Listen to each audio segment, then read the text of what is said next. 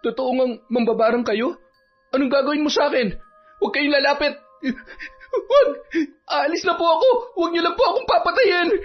Wala akong ginagawa masama. Marami lang ako inaasikaso. At anong masama sa paglabas-labas ko, Han? Isa pa, kesa magmukmuk ako sa pangungulila sa'yo, edi nilibang ko na lang ang sarili ko kasama mga katrabaho ko. Mas okay na yun kesa mambabae ako. Isa pa, alam mo namang hindi ko magagawa yun. Kayo ni Miggy ang buhay ko kaya wala kang dapat ipag-alala. Sana nga, Han, dahil hindi kita mapapatawad sa oras na malaman ko na niloloko mo ko. Hinding-hindi. Kuya, talaga bang nagagawa mong lokohin si Ate Lori? Hindi niya man lang inisip ang nararamdaman niya. At ikaw, babae, hindi mo ba nakikita kung ano sinisira mo? Naninira ka ng pamilya. Ahas ka. Sa dami ng pwede mong tuklawin, yung may asawa pa. Ang lungkot pa ng buhay mo para sirain ng isang masayang pamilya, ha? Tapos na. Ngayon, hihintayin naman kayo ng impyerno upang muling pagbayaran ang kasalanan nyo dito sa lupa. Kung isa sa mga araw na ito ay muli tayong magkikita-kita, nasisiguro ko na matutuwa akong makita kayo roon upang ipaalala sa inyo ang mga kawalang hiyaan ninyo. Taon 2009, Quezon. Bandang 9:00 ng gabi, patakbong tinungo ni Arnel ang bahay ng kanyang kasintahan. Bahagya siyang nakainom nung mga oras na yon. Napapailing naman si Aling Gaying sa kanyang silid habang hawak ang isang itim na kandila at nag-uusal ng mga kakaibang salita. Napatigil na lamang yon para puntahan ang kanyang apong si Rika sa silid nito. Rika, buksan mo tong pinto. Kausapin mo naman ako. Rika, patawarin mo na ako. Lintik na ito Saksakan ng kulit. Aba, konting-konti na lang talaga babarangin ko na yung buwisit na yan. Ano na naman kaya ang pinag-awayan nila? Rika, ano? Wala ka bang balak itaboy ang ulol na asong tahol ng tahol sa labas? Ay, Lola Nay, huwag niyo na lang po siyang pansinin. Sigurado ako na magsasawa din siya sa kakasigaw. Kapag hindi mo kinausap at pinaalis siyang si Arnel, ay ako ang lalabas dyan. Alam mo kung paano ko patatahimikin ang lalaking yan. Nakakarindin at nakakahiya sa mga kapitbahay natin. Ay, paulit-ulit niya na lang ho akong dadramahan para mapatawad ko siya at pagkatapos ay babalik din naman siya sa dati niyang gawi. Balik sa bisyo at mambababae pa rin naman. Aba, hiwalayan mo na habang maaga pa. Marami pang matinong lalaki dyan. Bakit ka magtsatsaga sa katulad niya? Sabihin na natin na wala kang makikitang kapintasan sa mukha pero hindi ka naman kayang buhayin. Kapag yan ang nakatuluyan mo, araw-araw masakit ang ulo mo sa pangungonsume. Sige na, kausapin mo na tuldukan mo na ang relasyon ninyong mas magulo pa sa... Ay, nako! Napilitan na lamang pagbuksan ni Rika si Arnel. Agad pa yung yumakap sa kanya ng mahigpit. Sabi ko na nga ba, hindi mo talaga ako kayang tiisin. Hindi dahil pinagbuksan kita ng pinto at pinapasok kitang muli sa bahay namin, nakalimutan ko na mga kasalanan mo sa akin. Mahal, sorry na. Pangako magbabago na talaga ako.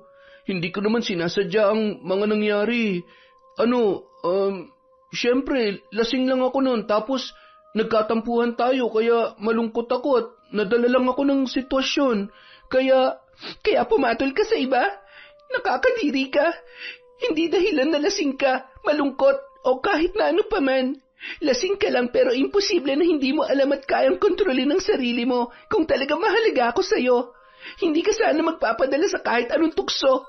Sadyang babaero ka lang talaga at higit sa lahat, manloloko.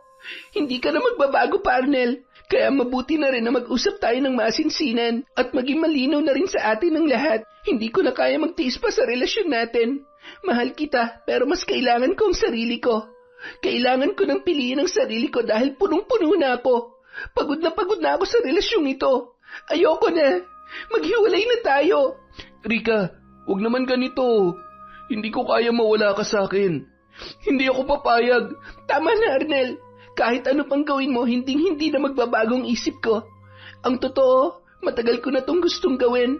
Hindi mo ako masisisi dahil paulit-ulit kitang pinatawad. At ikaw, wala ka nang ginawa kundi paulit-ulit akong saktan. Hindi ka na magbabago pa, kaya tinatapos ko ng lahat sa atin.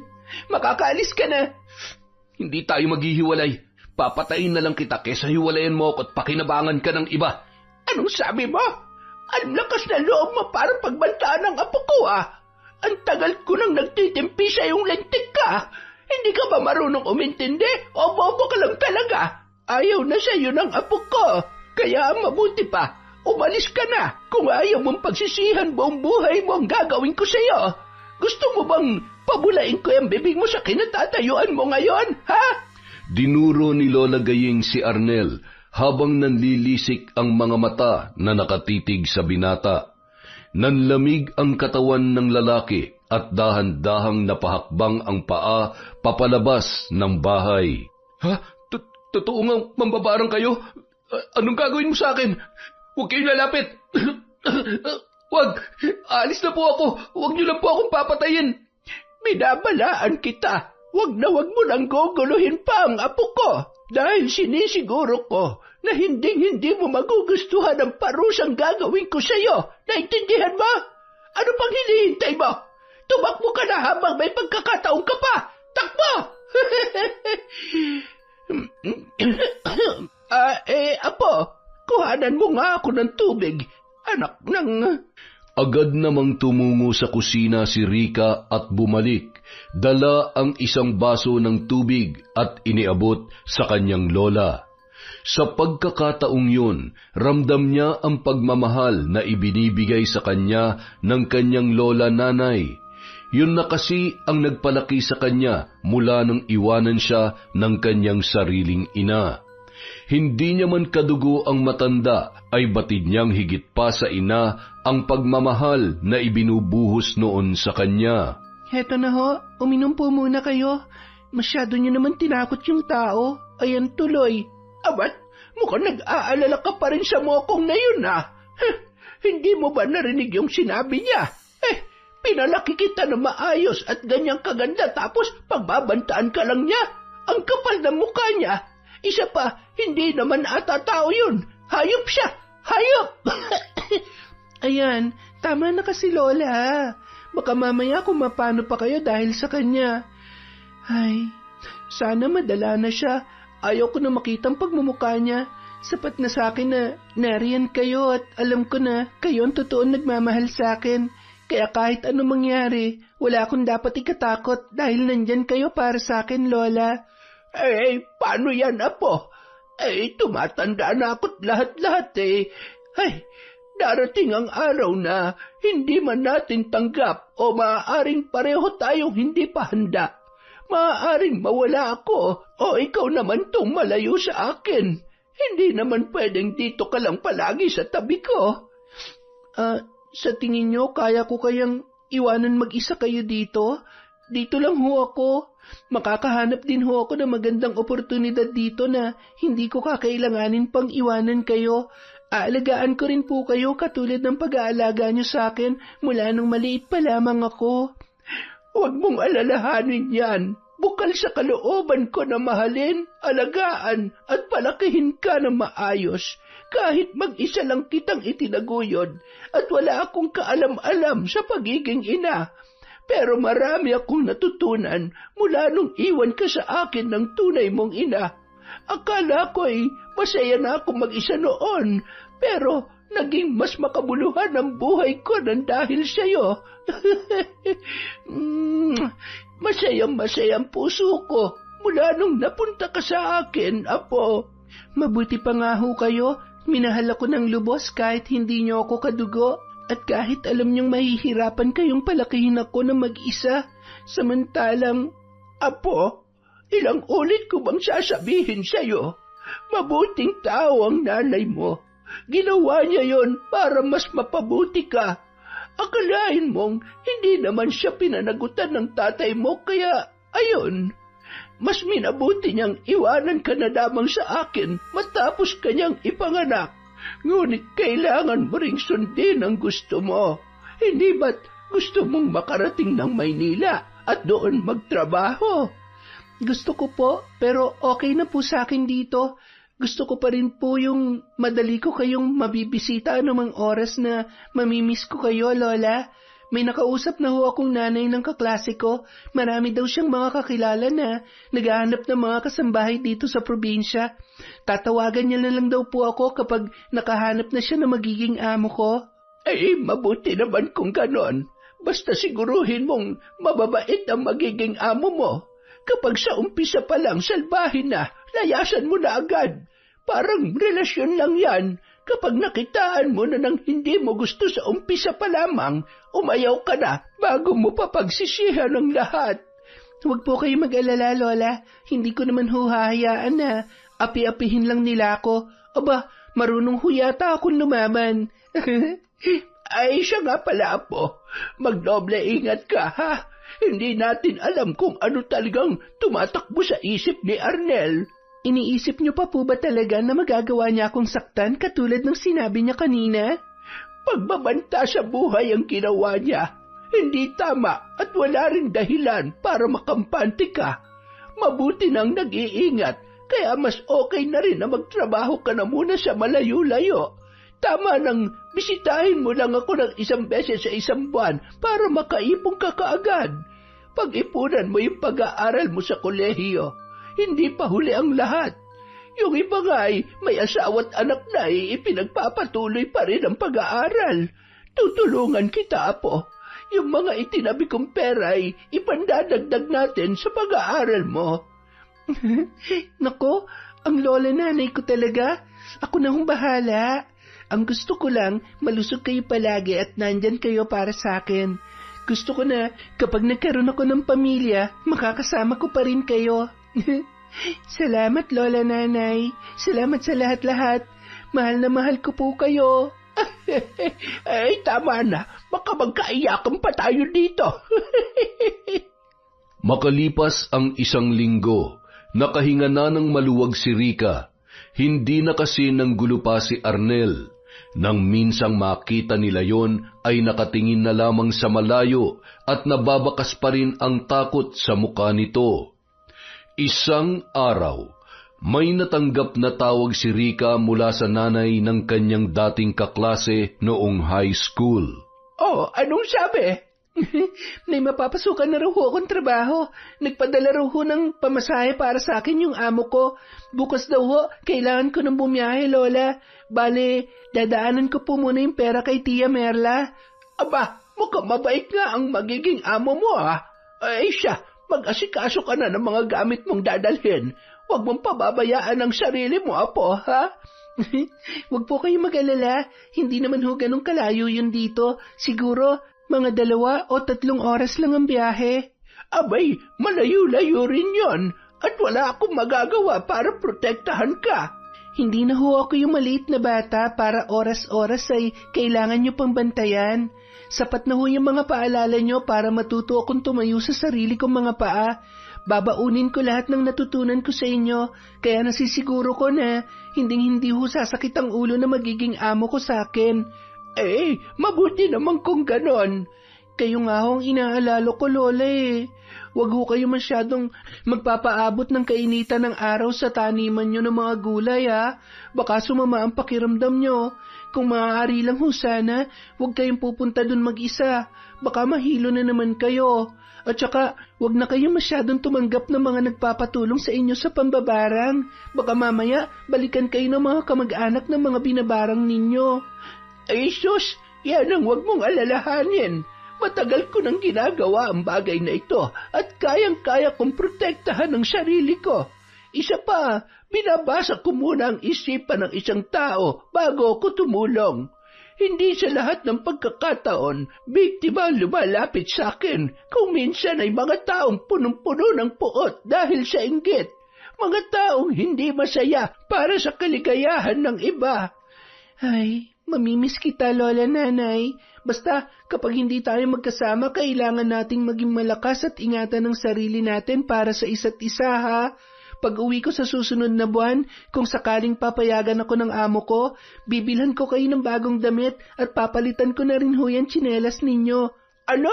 Abat manipis at naluma lamang ito pero matibay na matibay pa rin.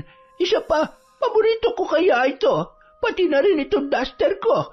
Ang mabuti pa ibilhan mo ko ng panty, Apo. Yung kulay pula sana. Alam mo namang paborito kong kulay yon.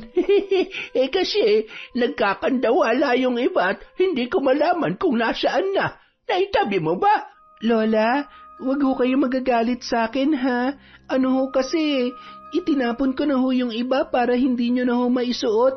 Bukod po sa butas-butas na, maluwag na ho ang garter at parang kasing edad nyo na yung mga yon.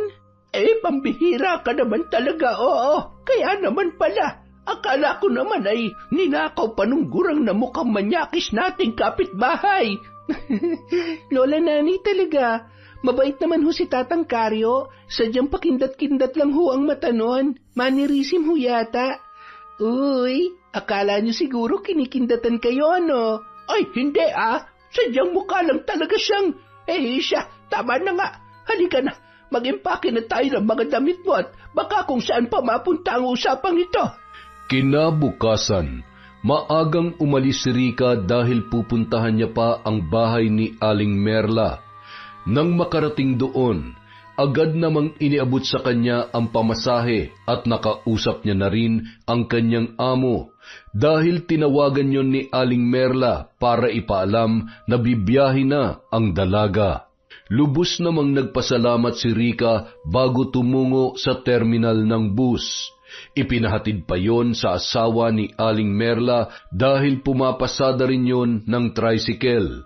Agad naman yung nakasakay ng bus at eksaktong papaalis na rin nung sila ay dumating.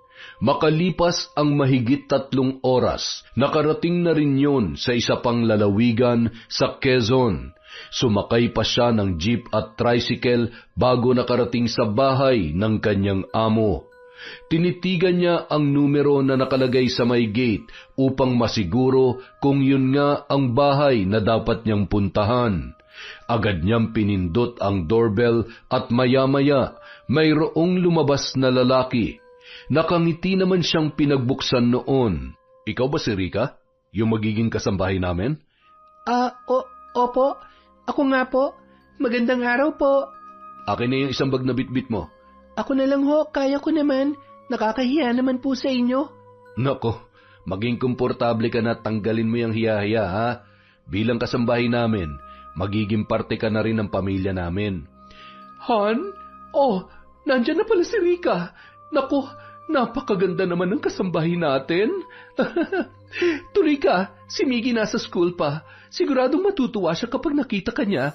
Ilang taon ka na? Magto-22 na po sa susunod na buwan, ma'am. Ate at kuya na lamang ang itawag mo sa amin ni Sir Bobby mo. Feel at home. Tara, sumabay ka na sa amin at magtatanghalian pa lamang kaming dalawa. Hinintay ka talaga namin at nagluto ako. Ituturo ko sa iyong lahat ng paboritong ulam na mag-ama ko para hindi ka mahirapan sa kung anong lulutuin mo para sa kanila. Samahan mo na lang muna siya sa magiging kwarto niya. Ako nang bahala maghain ng pagkain.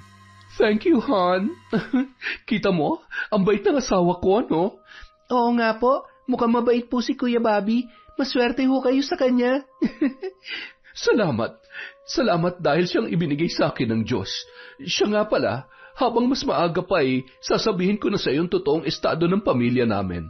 Si Miggy, yung anak namin, ampun namin mag-asawa pero tinuring ko siya na parang sarili ko ng anak. Hindi na kasi ako magkakaanak dahil wala na akong ovary. Buti nga nagkataon na may kaibigan niyang kuya mo na nagpaampun ng bata kaya ayun, malaking biyaya para sa amin si Miggy. Hindi niya alam na adopted siya. Hindi pa kami handang sabihin sa kanya Mahal na mahal ko siya, Rica. Kaya kapag nakaalis na ako, ikaw na ang bahala sa kanya, ha? Ay, ang totoo, nahirapan ako magdesisyon kung susundin ko ang pangarap ko na makapagturo sa ibang bansa dahil iniisip ko pa lang na mapapalayo ako sa kanila napapaluhan ako. Buti na nga lang supportive ang asawa ko.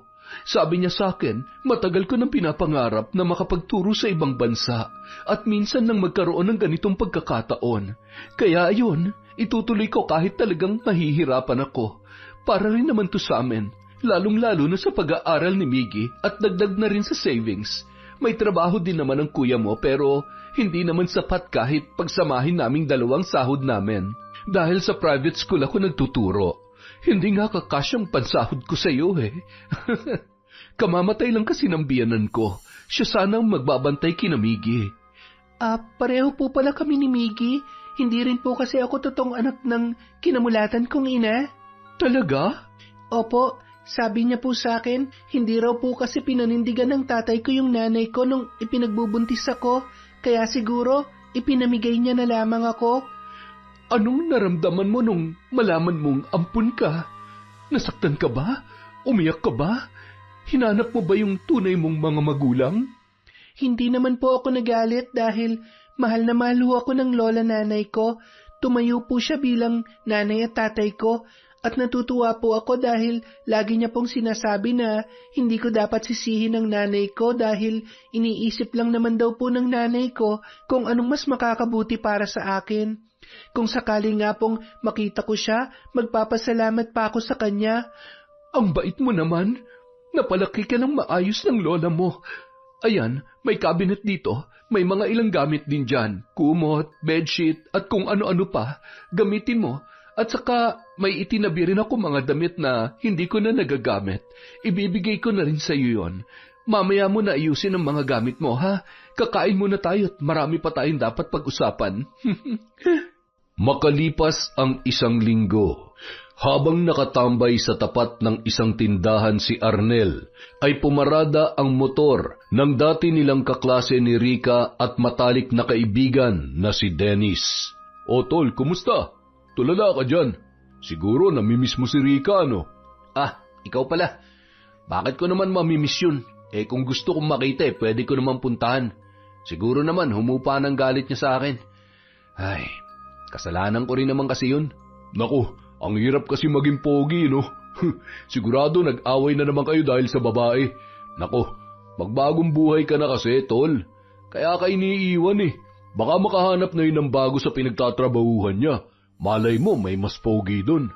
Teka, pinagtatrabahuhan? Ano bang pinagsasabi mo? Hindi naman umaalis yun sa lola niya. Kita mo na, hindi mo pa pala alam. Ang alam ko, nakaalis na si Rica. Ipinasok siya ni nanay bilang kasambahay sa... saan na nga ba yun? Nakalimutan ko na eh. Ay, may tumatawag. Hello? Saan ba? Pambihira naman, akala ko ba dito tayo magkikita? Ay, sige, papunta na ako dyan. Sige, tol, tagay tayo kapag may oras, ha?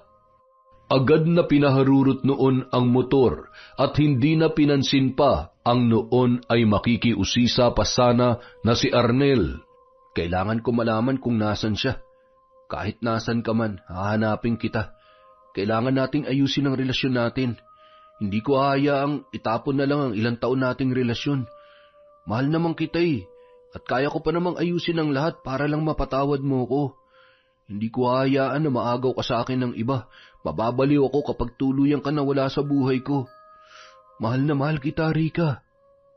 Sa kabilang banda, anak, kapag nakaalis na si Mami at nasa work ang daddy mo, huwag masyadong makulit kay Ate Rica, ha? Okay po, Mami. Huwag matigas ang ulo kapag sinabing bawal, ha? Huwag ding makikipag-away sa school at laging gagawin ang school homeworks. Okay po, Mami. Alam niyo po, tinuruan ako ni Ate Rica sa math assignment ko kahapon. Ang galing-galing niya rin po magturo, Mami. Pwede rin po siya mag-teach like you. Ibig sabihin, matalino at magaling din sa klase ang Ate Rica mo. Hayaan mo, kapag sinuwerte at nakaluwag-luwag, pwede natin siyang tulungan makapag-aral sa kolehiyo. Hindi ba? Gusto mo ba yon, Rica? Ate, pangarap ko po makapagtapos ng pag-aaral at hindi ko po tatanggihan ang alok ninyo.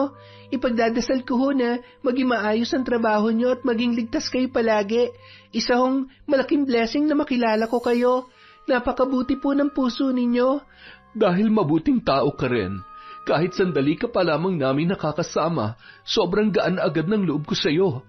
Kampante akong aalis at sa iyo maiiwan na mag-ama ko. Pakiramdam ko nga, para nakitang nakababatang kapatid eh.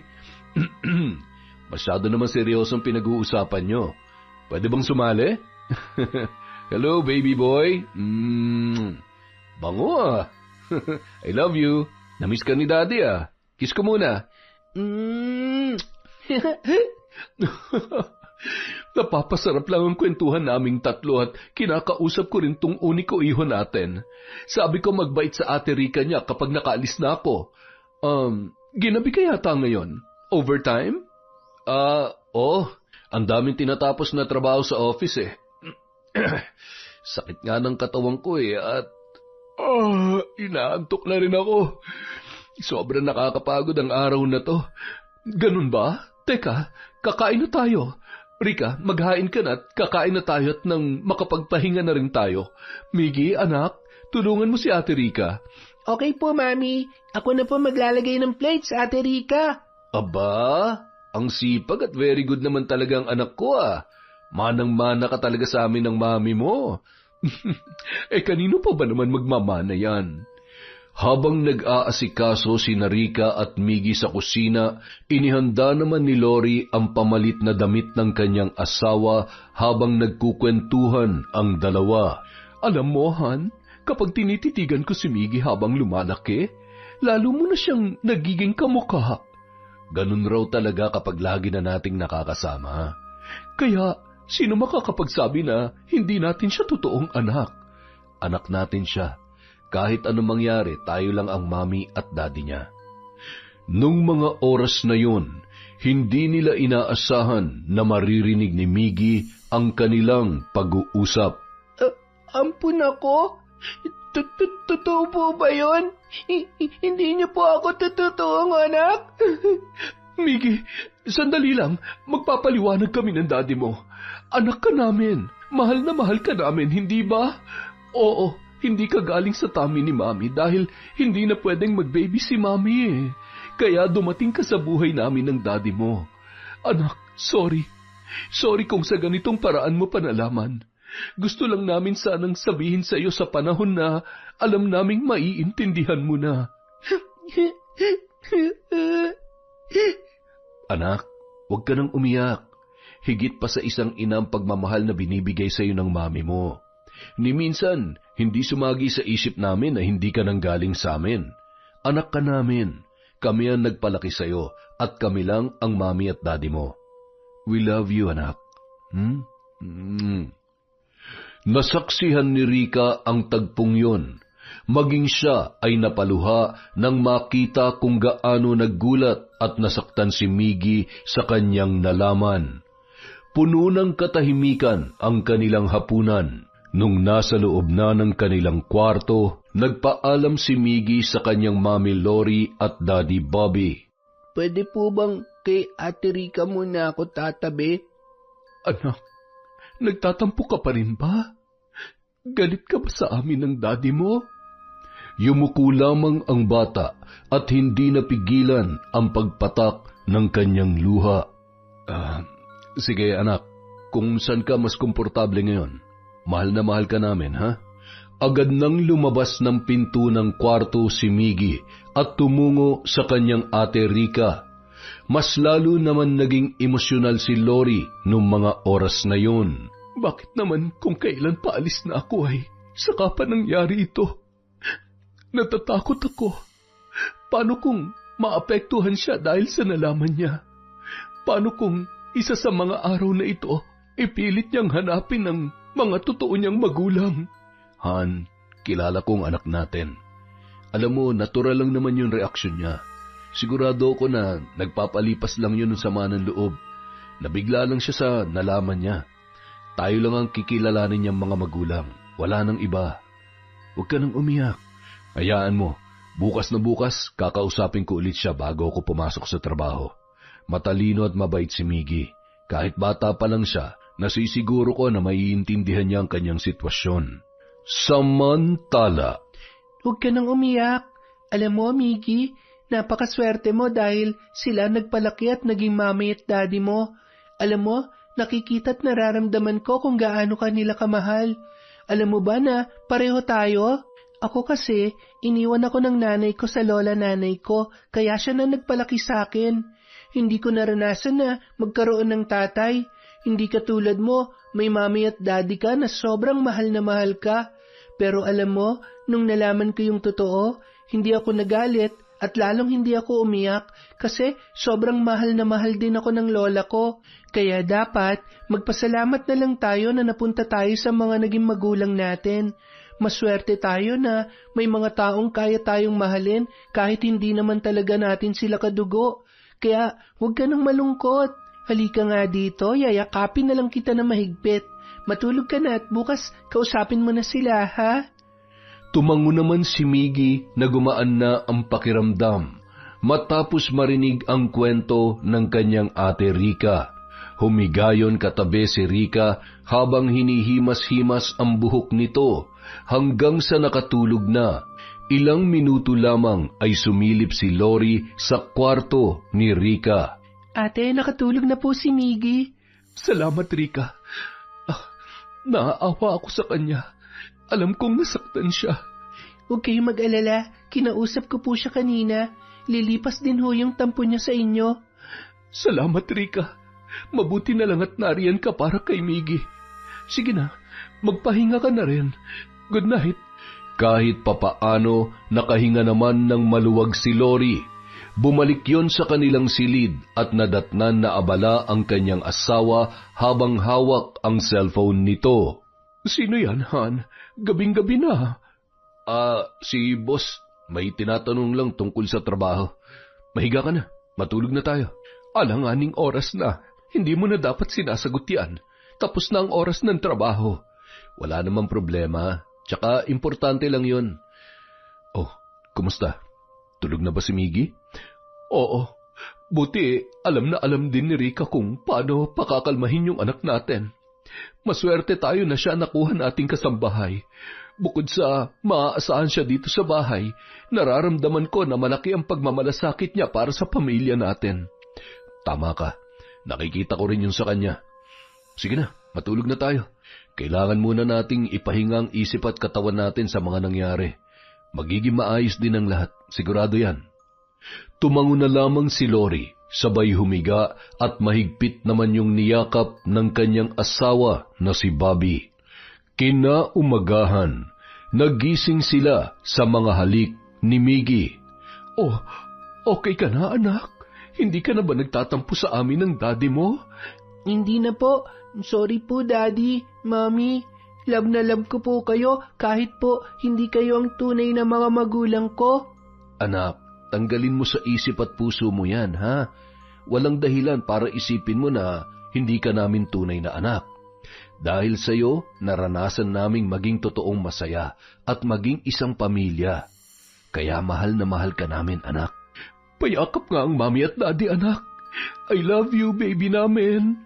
Sobrang mahal na mahal ka ni na mami at daddy. Makalipas ang mahigit 1 buwan, tuluyan nang nakaalis si Lori. Naging maayos ang estado ng trabaho niya doon. Madalas din yung tumawag para kumustahin ang kanyang mag-ama pagkatapos ng kanyang trabaho at lalo na sa gabi bago yon matulog. Nagbibigay pa rin siya ng sapat na panahon para sa kanyang asawa at anak na si Miggy.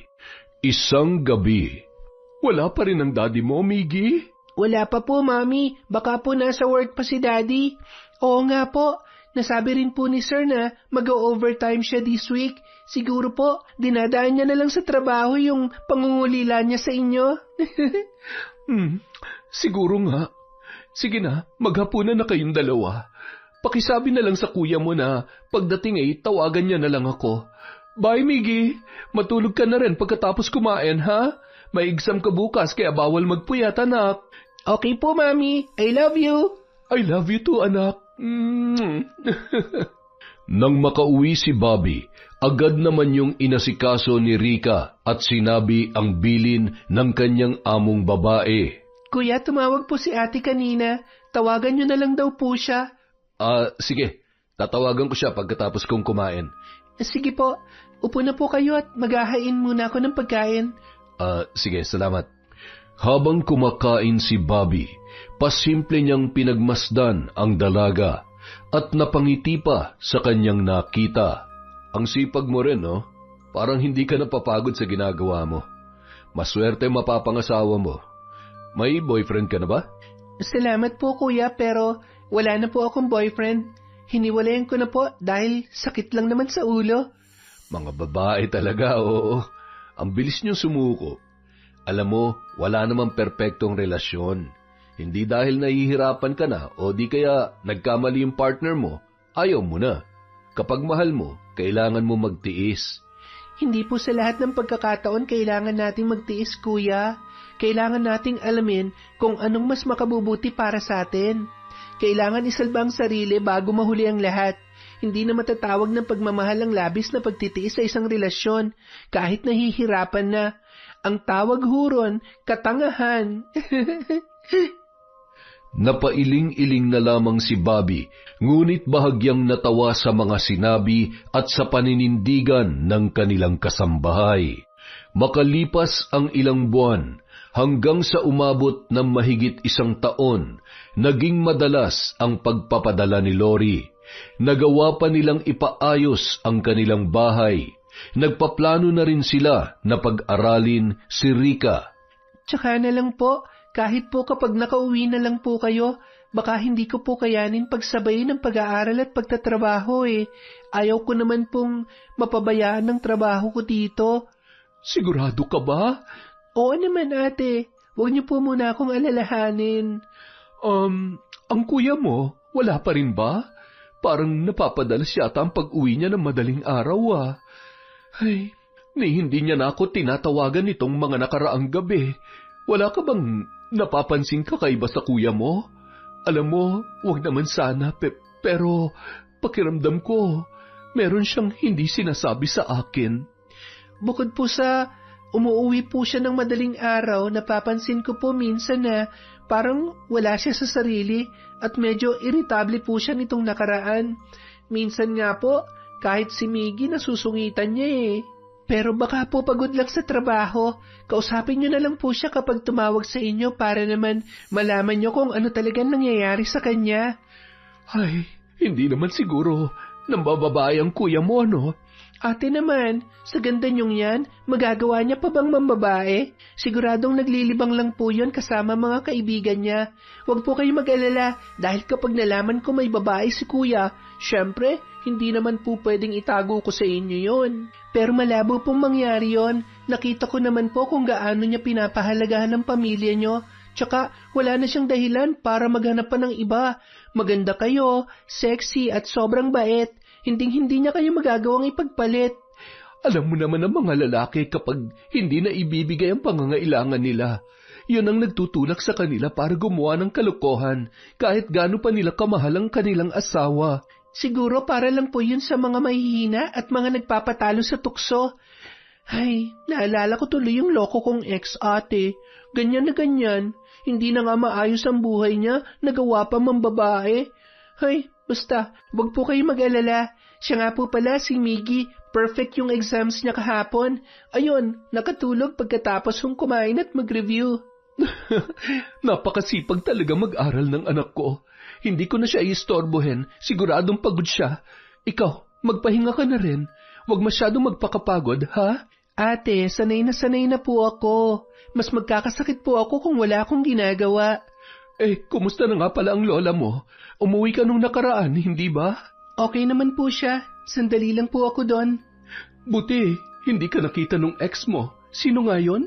Si Arnel ba yun? Wala naman ho sa lugar namin yon. Siguro nakahanap na rin ng trabaho. Mabuti naman ho para makatulong siya sa mga magulang niya.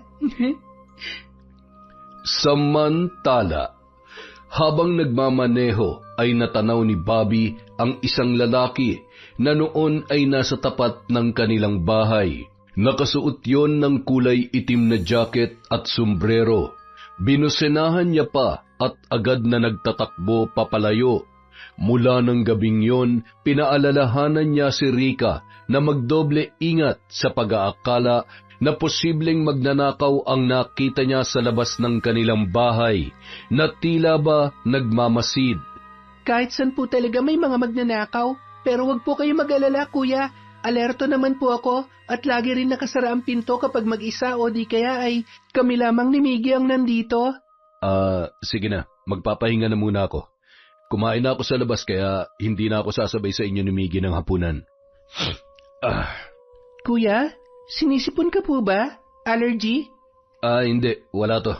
Sige na, asikasuhin mo na lang yung trabaho mo, lalo na yung anak ko.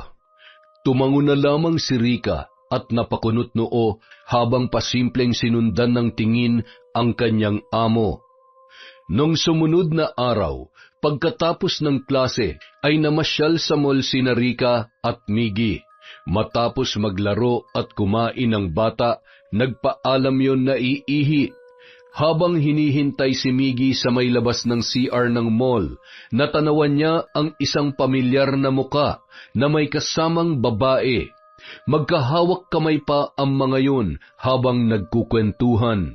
Nagtago si Rika sa isang tabi habang tinatanaw ang dalawa. Bigla siyang kinabahan nung mga sandaling yon. Ibig sabihin, tama ang hinala ni Ate Lori. May babae nga si Kuya Bobby. Diyos ko, lahat na lang ba ng lalaki manloloko? Mga hindi marunong makontento. Kawawa naman si ate. Ay, anong gagawin ko? Dapat malaman ni ate ang totoo. Pero tama ba na sabihin ko na agad sa kanyang nakita ko? Ate Rika, bakit po kayo nagtatago dyan? Okay lang po ba kayo? Oo, okay lang ako. Uwi na tayo? Ano kasi, medyo... masama ang pakiramdam ko. Okay po. Baka nasa bahay na rin po si Daddy. Oo. Baka hanapin tayo. Sa mami mo lang tayo nagpaalam Pero sigurado ko na hindi pa yun uuwi. Bakit po? May overtime po ba? Oo. Sigurado mag-overtime na naman ang Daddy mo. Ang dami niya kasing trabaho sa opisina Tara na, Miggy. Sabi ng mami mo tawagan natin siya agad pagdating natin sa bahay. Opo, marami po ulit akong ikukwento kay Mami. Ako rin sana Kaya lang, ay... Ano yun, ate? Wala. Joke lang yun. Nang gabing yun, umiwas na lamang si Rika sa mga tanong ng kanyang among babae nang tumawag sila ni Miggy. Nagkunwari na lamang siya na maraming ginagawa. Kailangan ko munang siguruhin na tama yung nakita ko. Kung sakaling may relasyon sila ng babaeng yon, kailangan ko munang sakyan ang mga nangyayari. Kailangan kong gumawa ng paraan para malaman ang katotohanan. Nang makauwi si Bobby, agad siyang sinalubong ng kanyang anak. Daddy, pumunta kami kanina sa mall. Ano? Anong oras? Anong ginawa niyo ron? Rika, bakit naman kayo umalis na hindi nagpapaalam sa akin? Sorry po, kuya. Nagpaalam naman po kami kay Ate Lori. Tumawag po kasi siya bago kami umalis. At saka, saglit lang naman po kami doon. Naglaro at kumain lang po si Miggy, tapos umuwi na po kami. Basta, sa susunod sasabihin niyo sa akin kung saan kayo pupunta. Para alam ko at mas maganda pa rin yung nag-iingat tayo. Mula nung gabing yun, mas lalong nakahalata si Rika sa kakaibang kinikilos ng kanyang amo. Madalas yon may kausap sa cellphone at kung minsan ay nakakalimutan pang tumawag kay Lori o di kaya naman ay dadating ng madaling araw na nakainom. Naging malakas din ang kutob ni Lori at namumroblema na sa kanilang sitwasyon. Alam ko namang marami akong pagkukulang sa kanya dahil nandito ako, kaya hindi ko magagampanan yon. Pero hindi niya ba nakikita kung para saan tong pagsasakripisyo ko? Dati naman hindi siya ganyan Ay, mas makabubuti siguro kung babalik na lamang ako dyan. Baka kasi sa kagustuhan kong gumanda ang buhay namin, pag uwi ko, wala na akong asawang uuwian. Ate, wala naman pong mali sa'yo. Na kay kuya naman po kung magloloko pa siya. Ang panloloko ay isang desisyon, hindi aksidente lang. Ay, tama lang po na umuwi na kayo para malaman nyo kung ano ba talaga nangyayari sa kanya. Ilang buwan na lang naman matatapos na ang 2 taon kong kontrata. Hindi na ako pipirma ng panibago. Sayang sana. Kaya lang kung ganito namang walang kapayapaan ang isip ko, mahihirapan lamang ako. Nang gabi ring yun, wala akong ginagawang masama. Marami lang akong inaasikaso. At ano naman ang masama sa paglabas-labas ko, Han? Isa pa, kaysa magmukmuk ako sa pangungulila sa'yo, edi nililibang ko na lang ang sarili ko kasama mga katrabaho ko. Mas okay na yun kaysa mambabae ako. Isa pa, alam mo namang hindi ko magagawa yun. Kayo ni Miggy ang buhay ko, kaya wala kang dapat ipag-alala. Sana nga, Han, dahil hindi kita mapapatawad sa oras na malaman ko na niloloko mo ko. Hinding-hindi. Naging mas maingat na lamang si Bobby sa kanyang mga ikinikilos, hanggang sa sumapit ang 8 kaarawan ni Miggy. Nag-uwian na ang mga bisita at magliligpit na sana si Rica nang biglang mayroong nag-doorbell. Pinagbuksan niya yon ng gate at agad na bumungad ang nakataas na kilay ng isang babae. Yun ang babae na nakita niya sa mall kasama ni Bobby. Bakit ganyan ka makatingin? Hindi mo ba ako papapasukin? Sayang naman ang regalo kong to para kay Miggy. Hindi naman pwedeng iabot ko na lang sa'yo at baka masira pa. Matagal ka na bang katulong dito? Matagal na rin ho. Kayo ho, sino po ba kayo? Ngayon ko lang kasi kayo nakita. Halos kilala ko na rin po kasi ang mga malapit na kaibigan at kamag-anak ni na Ate Lori at Kuya Bobby. Mas importante pa higit sa kung sinong kaibigan at kamag-anak nila sa buhay ni Miggy at sa buhay ni Bobby. Huwag ka na masyadong maraming tanong at mas makabubuti rin kung ititiko mo na lang yung bibig mo at ipikit yung mga mata mo habang nandito ako. Ayaw ko kasi sa pakialamera at sumbongera. Naintindihan mo? Tiningnan pa siya noon mula ulo hanggang paa bago tumuloy sa loob ng bahay. Sinundan na lamang yun ng tingin ni Rica. Totoo pala na mas matapang ang kabit kesa sa original na asawa. Ang sarap mong kaliskisan. Ay, ang arte at maldita. Akala mo namang kagandahan. Para ka namang hipon, ganda ng katawan, tapo ng ulo. Wala ka namang pinatbat kay Ate Lori, kaya lang mukha kang malandi, kaya nadadala sa'yo si Kuya Bobby. Akala mo hahayaan ko na lang nalokohin niyo si ate? Sige lang, gumawa ka ng kalokohan. Kapag nakakuha na ako ng sapat na ebidensya, hindi ako magdadalawang isip na isumbong kayo. Nakakahiya at nakakadiri kayo. Samantala, anong ginagawa mo dito? Sabi ko naman sa'yo pupuntahan na lang kita eh. Paasa ka kasi eh. Ilang linggo ka ng ganyan. Pupunta tapos hindi naman. Iniiwasan mo ba ako? May usapan tayo, Bobby. Hindi mo pwedeng kalimutan yon. Hi, sino po kayo? Hi, Miggy. Ako nga pala si Mia. Heto, may dala akong regalo para sa'yo. Happy birthday, anak. Po, bakit po tinawag niyo akong... wala. Yung talagang tawag ko sa mga bata. Alam mo, halos kasing edad at ka-birthday mo rin kasi yung anak ko. Gwapo rin siya katulad mo dahil nagmana siya sa daddy niya. Okay po. Salamat po sa gift. Daddy, matutulog na po ako. Aba, napagod yata ang anak ko ah. Sige na anak. Kakausapin ko lang muna ang bisita natin. Rica, pasuyo naman kay Miggy. Pakisamahan mo muna siya sa kwarto. Magpahinga ka na rin. Bukas mo na iligpit yung mga yan. Tumango naman si Rica kahit batid niya na may kung anong pinaplano ang dalawa. Kitang-kita niya rin ang mga kakaibang tinginan ng mga yon. Yan ang gusto ko sa iyo eh. Ikaw talaga? Kunwari ka pa pero miss na miss mo rin naman ako, hindi ba? Dahil sa mapupusok na halik ng babae, natangay na ang dalawa sa kwarto at doon ay mainit na pinagsaluhan ang gabing yon. Hindi na nakapagtimpi pa si Rica. Nang makatulog na si Miggy, lumabas siya para usisain kung anong ginagawa ng kanyang Kuya Bobby at ng bisita nito.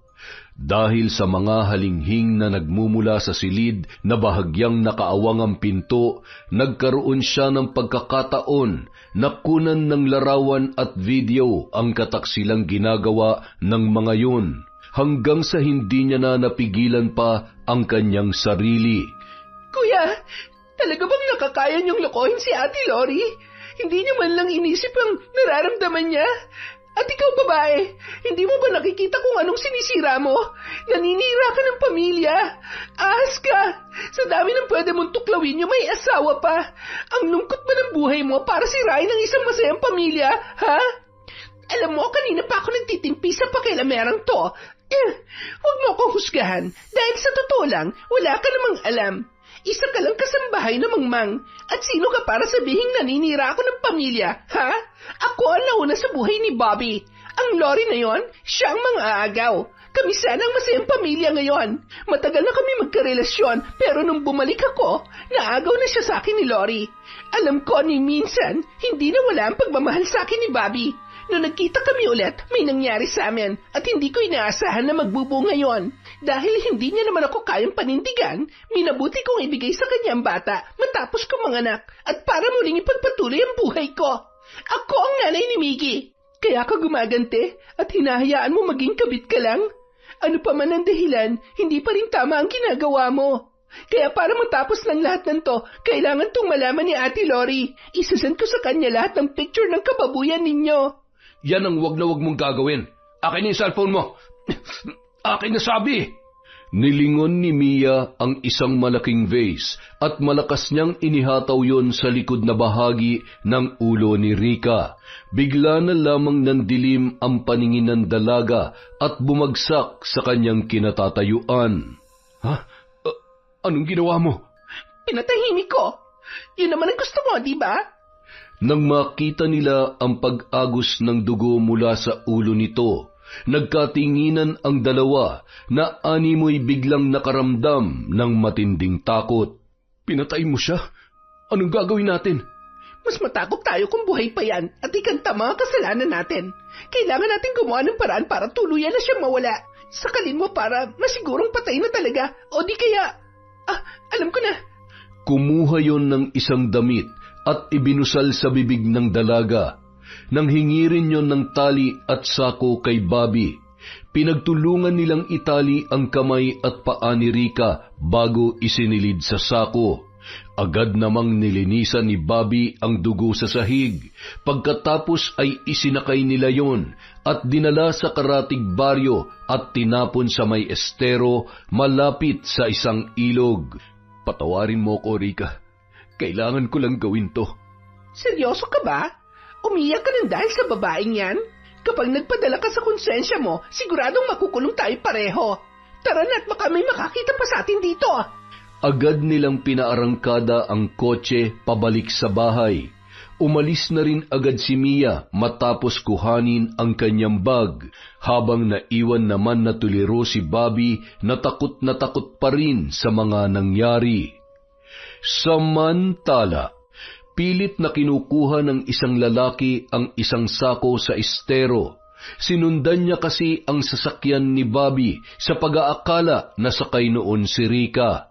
Saksi siya kung paano tinapon ang sako na hindi niya malaman kung ano ang laman. Hindi tumigil si Arnel hanggang sa nakuha niya yon at agad na binuksan. Tinanggal niya ang damit na nakabusal sa bibig ng babae, pati na rin ang tali sa kamay at paa nito. Ha?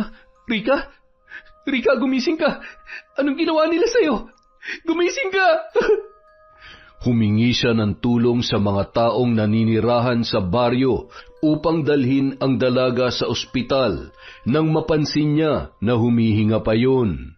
Mukhang kritikal na ang kondisyon niya at hindi naaabot pa sa ospital Napakawalang awa naman ang may gawa nito sa kanya. Bilisan niyo na ho, Manong. Hindi po siya maaaring mamatay. Hindi siya pwede mawala sa akin.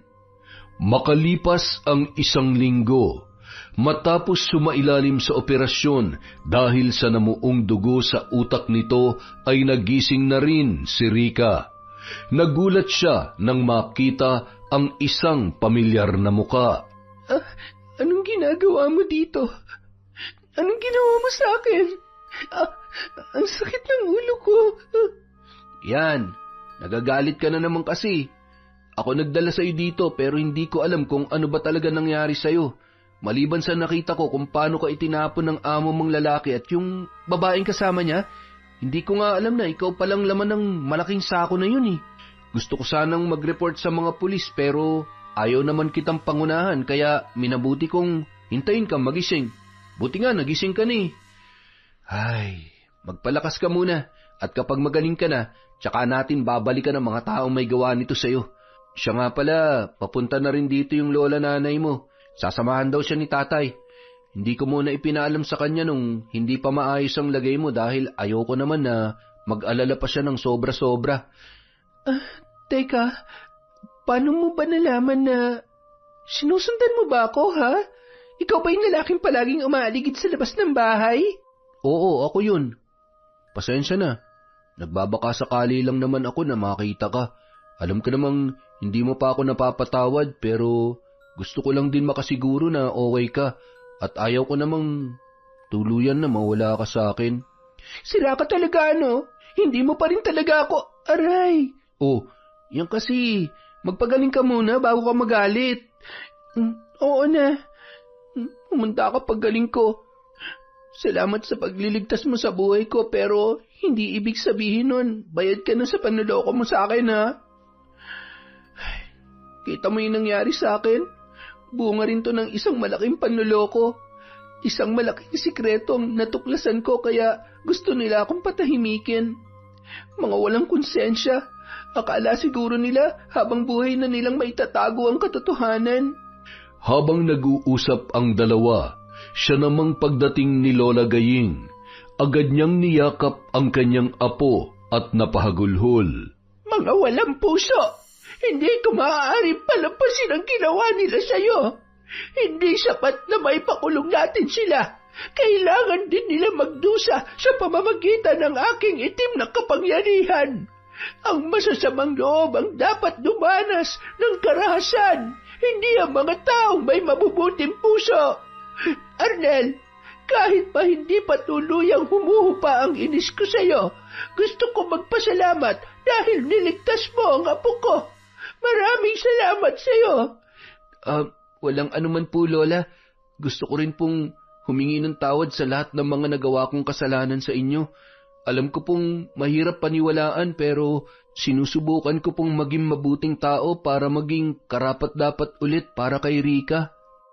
Inirapan lamang siya ni Rika matapos marinig ang kanyang mga sinabi.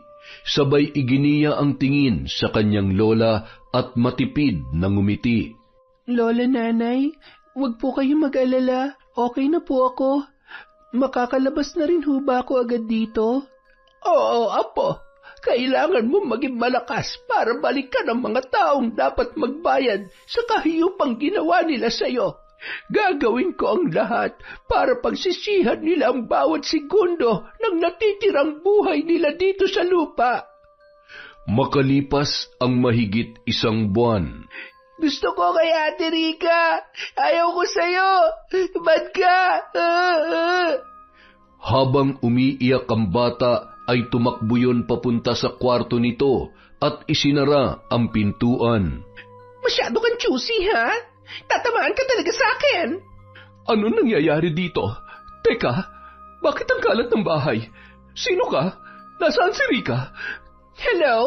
Kayo po ba si Ma'am Lori? Ang asawa ni Bobby? Ano po ako? Ako po yung naging kapalit nung magnanakaw ninyong kasambahay? Si Rika? Oo, yun nga. Naikwento po kasi yun sa akin ni Sir. Si Rika? Magnanakaw? Hindi totoo yan. Hindi niya magagawang magnakaw. Alam nga naman ako ang nagsisinungaling. Hey, akin yung mga gamit nyo. Dadalhin ko na sa kwarto ni Bobby, ni Sir Bobby. Tulog pa po kasi siya kasi pagod na pagod siya kagabi.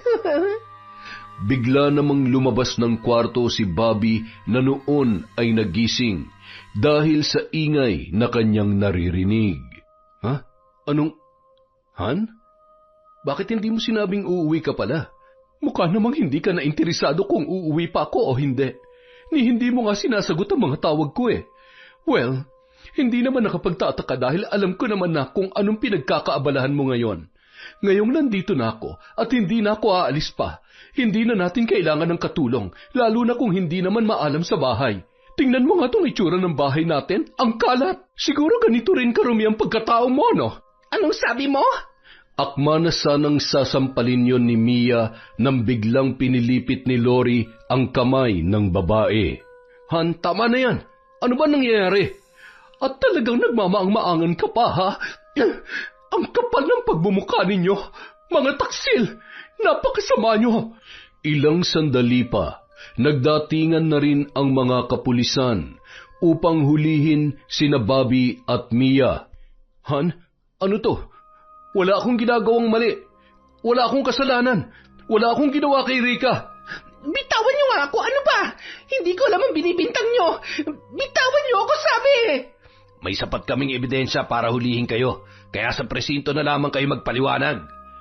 Nang makaalis ang mga yon, ay pumasok si Lori sa kwarto ng kanyang anak.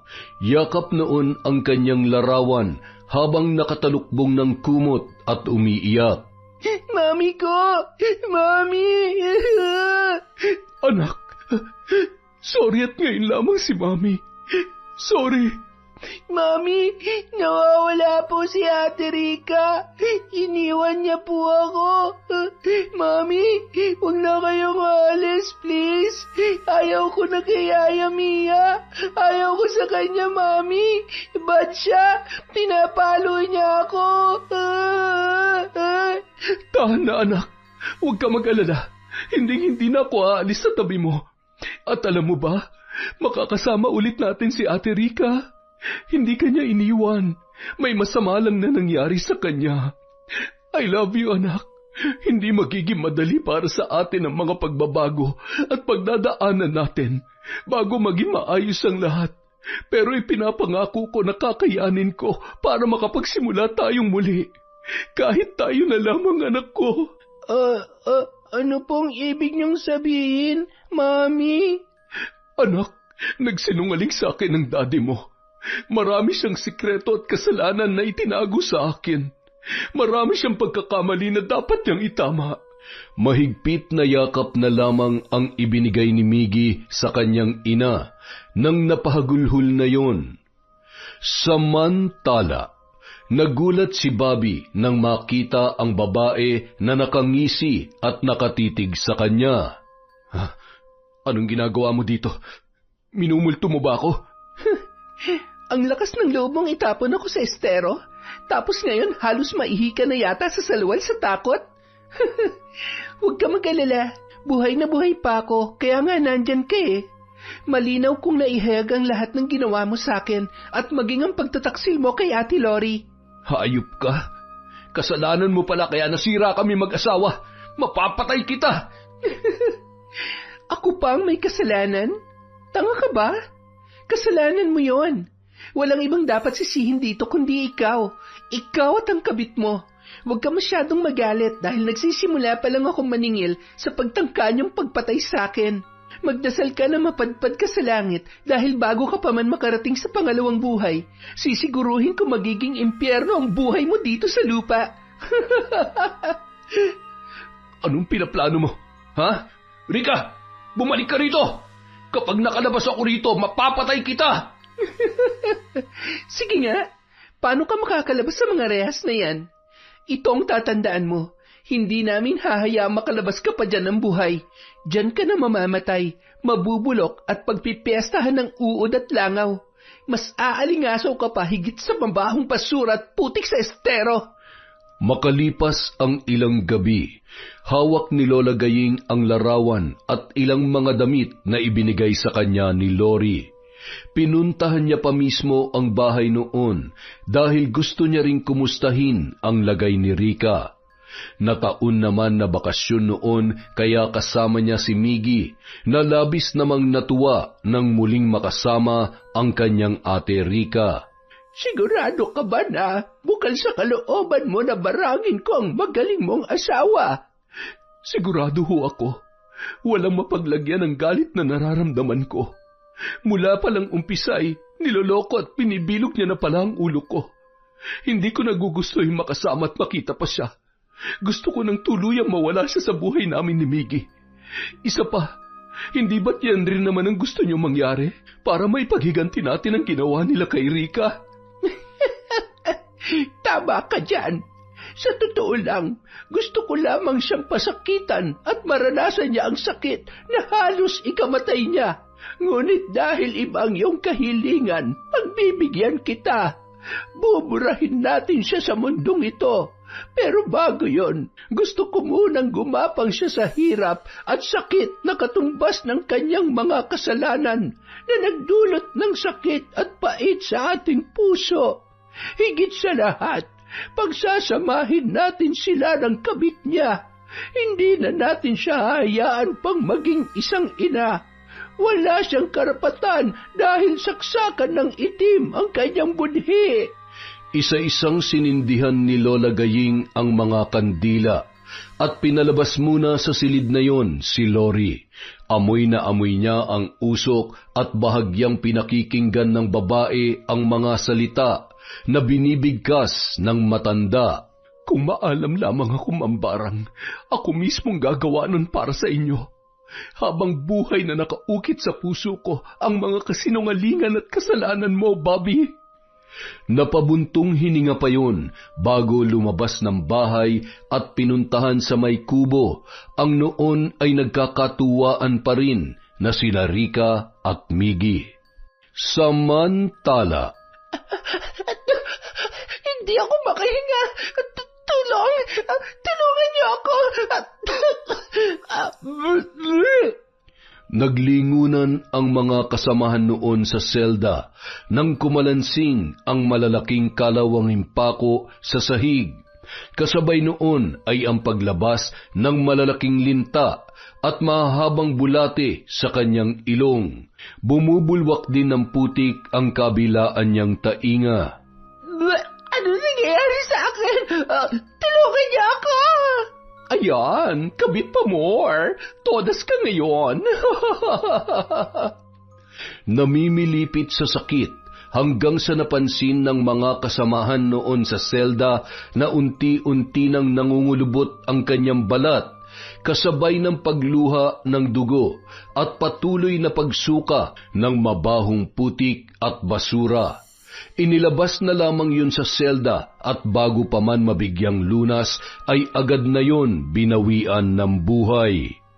Nang mga sandaling yun, inuuntog naman ni Bobby ang kanyang ulo sa pader at naghihiyaw ang lalaki. Pakiramdam niya puputok na ang kanyang ulo sa sobrang sakit na animoy hinahampas ng matibay na bagay at tinutusok ang kanyang utak ng kung anong matulis na bakal. Nanginginig ang kanyang kamay habang napapahiyaw na animoy pinipilipit ng napakalakas. Hindi ko na kaya. Hoy, Bobby! Anong kadramahan yan, ha? Lintik, ang sarap-sarap ng tulog namin, ang bubulaho ka eh. Gusto mo na naman ba ng sakit ng katawan, ha? Nang hawakan ng lalaki ang muka ni Bobby at akmasa ng susuntukin, napaatras yun nang biglayong sumuka ng maliliit na kuhol at patay na palaka. Ay, palaka! Ano ba yan? Anak ng teteng, napatili ka dyan, ha? Ang tapang-tapang mo, takot ka pala sa palaka? Bakla! Binabarang yan. Mambabarang lang ang kayang gumawa niyan. Ay naku, napakalupit. Hindi ka nabubuhayin yan, Bobby. Rest in peace na, brother. Nakikiusap ako. Tulungan niyo ako. Ayaw ko pa mamatay. Hindi ka namin matutulungan o kahit ng sino paman. Katumbas yan ang mga kasalanan mo. Mas malupit pa sa batas ng tao yan. Hindi ka niya tatantanan hanggang sa matuluyan ka para lamang maibsan ang galit ng tao na may kagagawan yan. Maaari rin naman na pag-utusan lang yon, pero bibihira nakakaligtas sa barang. Lalo na kung tunay ka nagkasala. Pinagsisisihan ko na lahat ng kasalanan ko sa asawa ko at kay Rika. Nagsisisi na ako. Aminado ka naman pala may kasalanan ka eh. Kaya tanggapin mo na lang yung kaparusahan mo.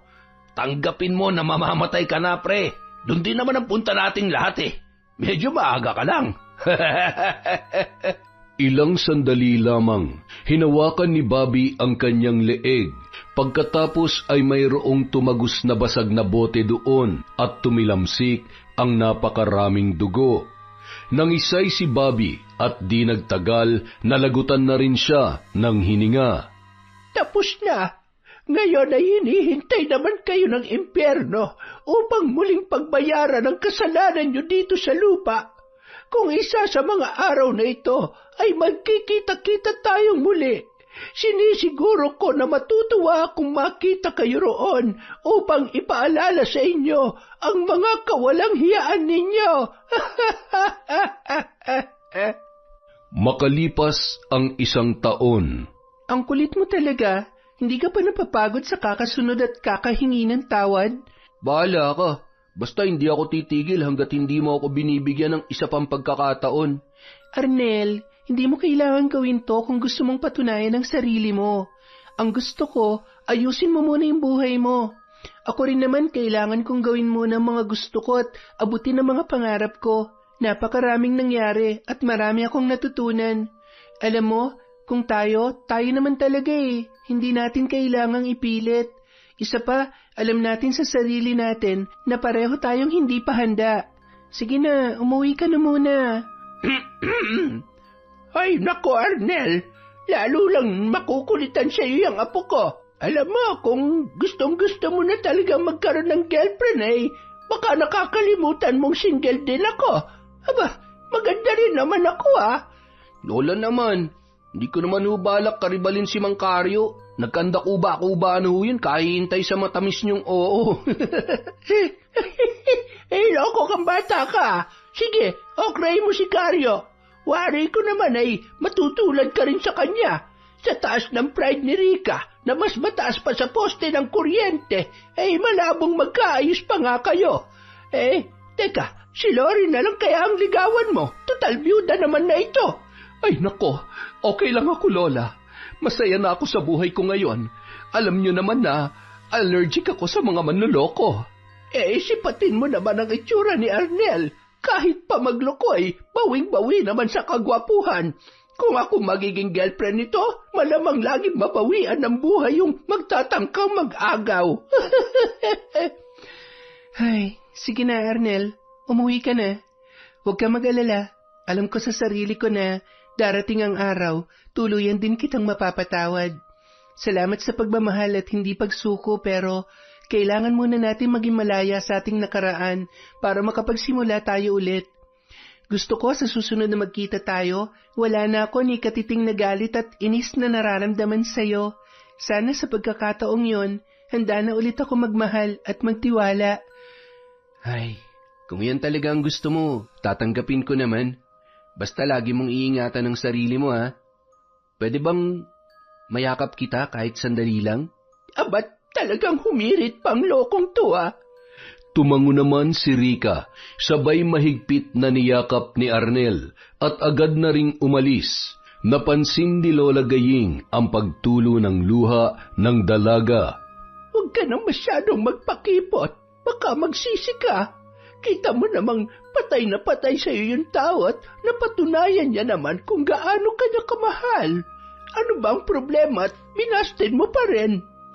Natatakot lang po ako, Lola. Ayaw kong mangyari sa akin yung pinagdaanan ni Ate Lori.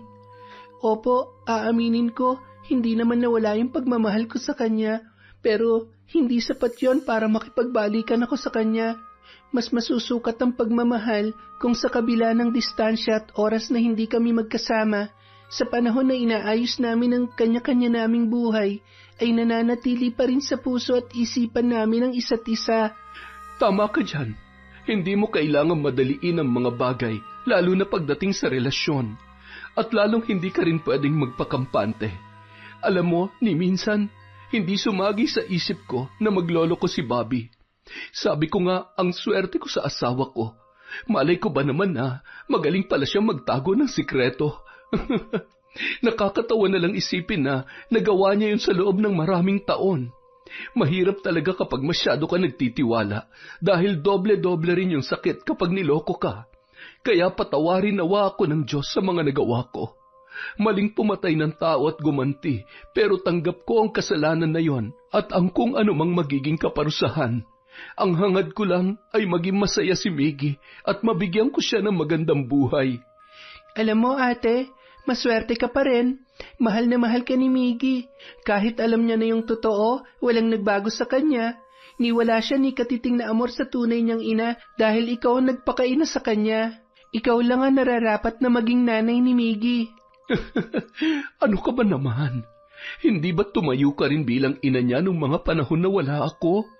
Alam mo, darating ang araw na magkakapamilya ka at sigurado magiging mabuti kang ina sa magiging mga anak mo. Makalipas ang ilang buwan, nakabili ng kondo sa Maynila si Lori at doon ay isinama niya si Lola Gaying at Rika. Si Lola Gaying ang nag-aasikaso kay Miggy habang si Rika naman ay bumalik sa kanyang pag-aaral sa tulong ni Lori. Hanggang sa lumipas ang mga taon at lumago ang negosyo ni Lori at si Rika naman ay nagtuturo na sa pampublikong paaralan sa Maynila. Isang araw, habang namimili si Rika sa isang department store, bigla na lamang may tumapik sa kanyang balikat. Sabi ko na nga ba, ikaw yan eh. Kumusta? Ano yan, para sa anak mo? Anak ko? Wala pa akong anak, no? Gagamitin ko to sa school. Binibigay ko sa mga bata. Mabuti naman kung ganun. So, teacher ka na pala? Oo. Ikaw, kumusta ka na? Kakauwi ko lang galing sa ibang bansa. Nagtrabaho ko bilang factory worker, tapos nag-ipon para makapagsimula ng negosyo at syempre, gusto ko rin magkaroon ng sariling pamilya. Wow, congrats! Mabuti naman kung ganon. Masaya ako para sa'yo. Baka naman pwedeng maging abay sa kasal mo. Ayoko nga. Pwede wag. Sige, dyan ka na nga. Uy, sandali lang. Ito naman, di na mabiro. Nagagalit ka na agad, di pa nga ako tapos magsalita eh. Ayaw kong maging abay ka dahil gusto ko, ikaw ang bride ko. Yun ay kung may pag-asa na akong bumalik sa buhay mo. Ay, linawin mo kasi agad. Tara na. Tara na, as in, pakasal na tayo? Hindi kasal agad. Marami pa tayong dapat pag-usapan. Marami tayong dapat ikwento sa isa't isa katulad ng dati. Tapos ililibre mo ako. Ay, hindi pala. Ang term ay kailangan mo akong i-date. Okay lang ba? Oo naman. Sobrang na-miss kita. Uy, yakap agad. Ano ba? Nakakahiya. Kahit kailan, hinding-hindi ko ikahihiyang ipagsigawan kung gaano kita kamahal. I love you, Rika! Mahal na mahal kita! Hoy, nakakahiya, pinagtitinginan na tayo dito. Kahit kailan talaga sakit ka sa ulo. Okay lang, ang importante, mahal mo pa rin ako. Oo na, ang kulit mo. Yun, isa na namang magandang kwento mula sa Kwentong Enteng. Maraming salamat po sa pagtsatsaga, sa pakikinig, at sa walang sawang pagsuporta. Dahil dyan, meron po ulit tayong shout out. Simulan po natin kay Dayan De Chosa. Hi po kay Ricardo Sequeña. Happy birthday kay Grayson Rivera sa January 11 from Mami MJ Rivera. Hi kay Sydney Crosswind, kay Richard Flores, kay Medalina, kay Glovina Perales, Ami Viray, Angie Angara. Hi din po kay Mel Santarita, kay Rosel Granada, kay Febe Ranyada, Jennifer Camacho, Pureza Tagiwalo, Marisa Staples, kay Manny Maniego, Matilde Abelera, hi kay Gay Somodio, kay Len TV2, Juvelin Camacho, kay Jubel Baldonasa, kay Chuchay Kulit, hi din po kay Violeta Buhay, kay John Chris, Lucille De Lima, kay Vicky Abut, kay Hanalyn Channel, hi din po kay Sandro Gar of Kristen Bakery, Tapas, Capiz, hi din po kay Finky Rusi 14, kay Asia Salim Aldoseri, hi din po kay Rhea Abinza, kay Samuel Acedilia, kay Jackie De Milan, kay Jocelyn Morilia, shout out kay Sylvia Marie Alegre, kay Billy Ray, Jenny May at Ray Buendia, from Lucy Buendia. Hi po kay Robert Crimen, kay Jessie Alegre, kay Amy Carbonilla, kay Rosemary Casonete, kay Jerlyn Abordo, Amy Bog, kay Gemma De Ocampo, hi kay Susan Lebrera, hi kay JV Abdullah, kay Randy Domingo from Richard or Ricardo Domingo. Hi din po kay Sol de los Santos, kay Celia Tolentino, Bamba Katana, Leia Isogon, Roslyn Jimenez, Cards Gracilia. Hi din po kay Nympha Navarro, Charlene Gumansing, Mike Mar Tubilan. Hi kay Josephine Marcaida, sa Usman Abregana at Amuale family from Norsen TV. Hi po kay Maria Jeline Canto, Virginia Pontillas, kay Peter Tom Galindez. Hi din po kay Catalea Soto, Jelana Amanda, Igorotang Pobre. Shoutout din po kay Sheena Enriquez, kay Aaron, kay Elaine Cardiente, Evelyn Reyes, Edison Gonzalez, Christine Victorino, kay Gerald Fermanis, kay Raquel Shibata, Isagani Minya. Hi din po kay Raimundo Gatmen. Hi kay Arlene Consensino, Chris Gel Mamado, Angelina Ay, kay Vilma Bautista, Jonah Lopez, kay Roxanne Gaudicos, Jessica Sobremonte, Angelina Ignacio, Alfreda Alano, Irma Umali. Hi din po kay Dizon Nena, Norin Nacionales, at Marites Manabat. Sa mga hindi po natin nabanggit, marami pa po tayong susunod na videos. Maraming salamat po sa walang sawang pagsuporta sa Kwentong Enteng.